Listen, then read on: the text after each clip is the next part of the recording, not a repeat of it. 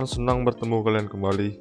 Jadi di video kali ini kita akan membahas topik baru, yaitu HTML list. Nah, di video sebelumnya kita telah membahas tentang heading dan paragraf, dan di video kali ini kita akan membahas tentang list. Jadi apa itu HTML list? Di definisinya adalah HTML list itu memungkinkan developer, khususnya developer web, untuk mengumpulkan serangkaian item-item yang saling berhubungan, yang saling berelasi. Jadi item-item tersebut misalnya tentang daftar makanan. Nah, makanan itu kan ada relasinya gitu, jadi akan dibuat dalam sebuah list. Nah, di topik kali ini ada beberapa tag yang digunakan untuk membuat list-list tersebut. Yang pertama adalah tag all. Nah, all itu kepanjangannya dari unordered list, di mana unordered list itu adalah list-list yang tidak berurutan.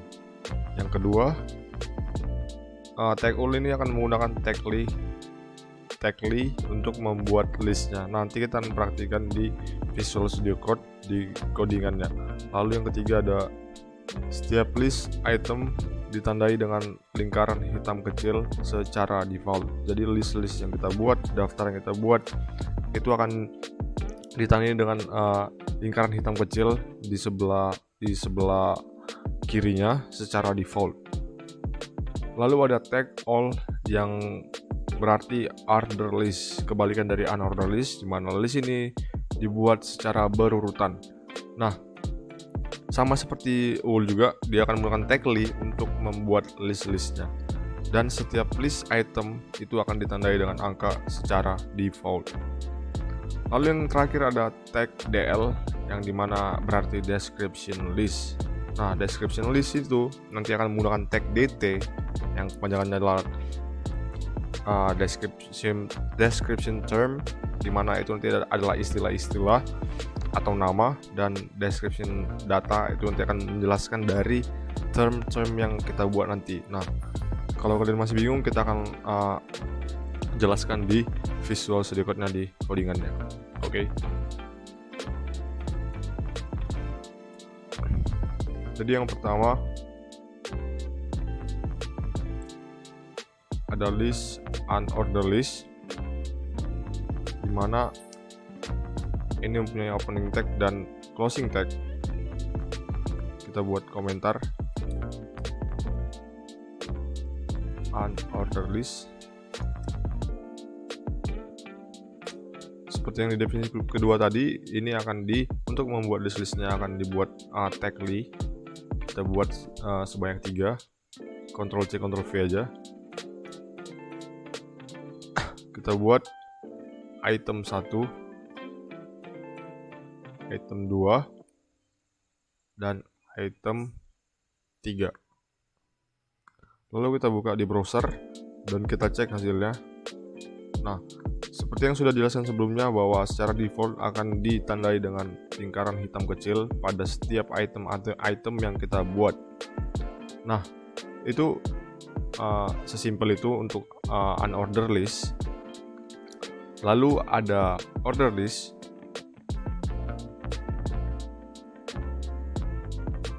yang diawali dengan tag all, dan sama seperti unordered list, ini juga dibuat dengan tag li untuk membuat itemnya. Dan kita bisa buat bebas. Nah, untuk kita lihat hasilnya di sini. Nah, dia akan ditandai dengan angka secara default, angka 1, 2, 3, seperti yang sudah dijelaskan di slide sebelumnya. Lalu yang terakhir ada description list, yang diawali dengan list dl. Lalu kita buat awali dengan dt, yang description term kita buat andaikan ini seperti milk. Nah, ini list pertama ini kita bisa membuat deskripsi dari milk ini, misalnya menjelaskannya lebih dalam lagi, misalnya fresh milk 100%, terus list kedua kita buat dt, nama kedua itu adalah misalnya coffee, dan kita kasih penjelasan untuk term ini. Coffee ini adalah less caffeine.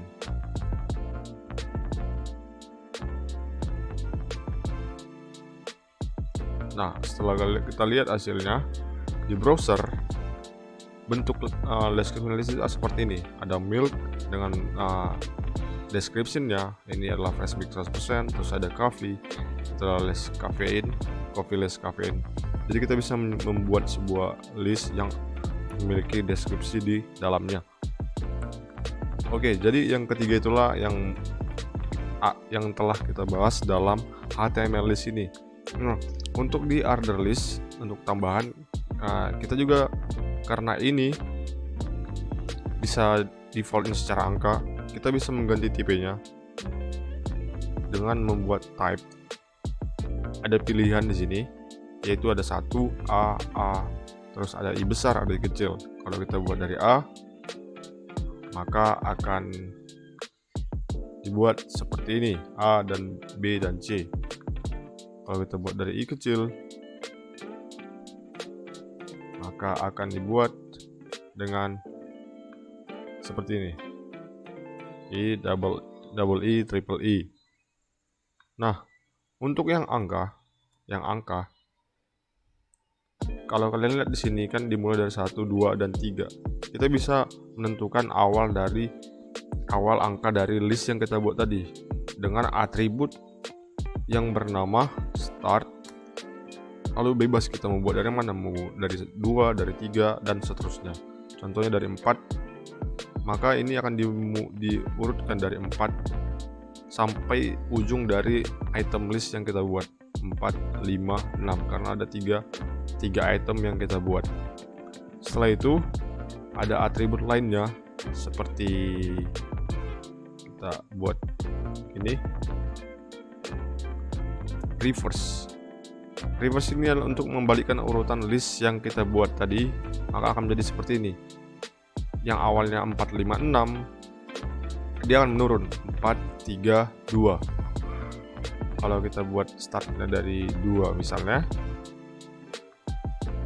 dari 1, barangnya 1, 2, 3, maka kalau di reverse akan menjadi 1, 0, min 1.